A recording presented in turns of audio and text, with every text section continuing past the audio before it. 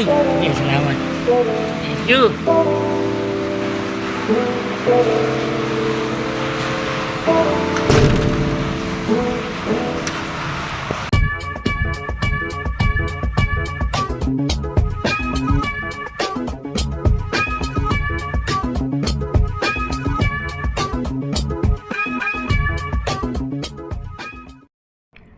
At nandito po tayo sa ating home theater. Wala pa rin po tayong nagagawa dito dahil naghahakot-hakot pa rin po kami bukod sa nadagdagan po yung aming mga gamit.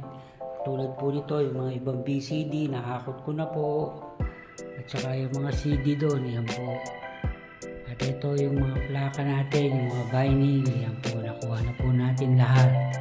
Tutusin po, hindi lang po ganyan karami yan. Halos kalahati po niyan ay nabasa ng mundo, nasira, kaya tinapon ko na po yung iba.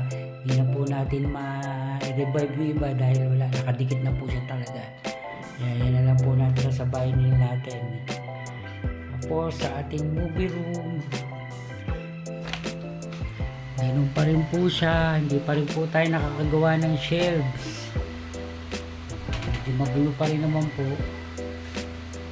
Kung pagbabago, siguro sa susunod ayos na natin to. Pag gumawa tayo ng shelf, maayos na natin itong movie room natin na to.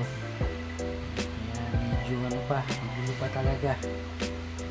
Dagdagan din po dahil po yung mga ibang laser disc, iba pang mga naiwan doon, ay dagdag na rin po natin dito.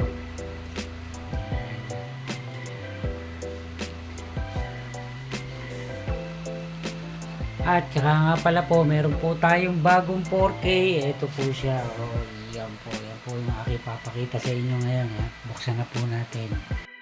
At ito nga pala po ay galing kay Sir Philip Chang. Sir, thank you rito. Yan, at nagkaroon na rin po tayo.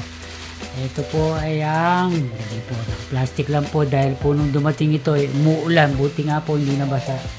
Yan, Dune Part 2. Yan, ayos.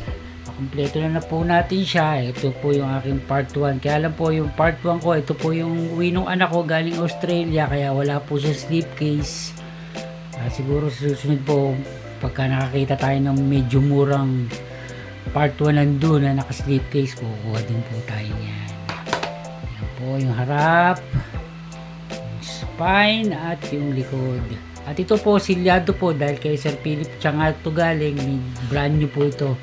Tayo tignan po natin kung masisave po natin yung shrink wrap at yung ating cutter ay bago. Tignan po natin, sana ma-save natin. Uy, nako, nakakat pababa, ay parang masisira. Yun, parang naninikit siya.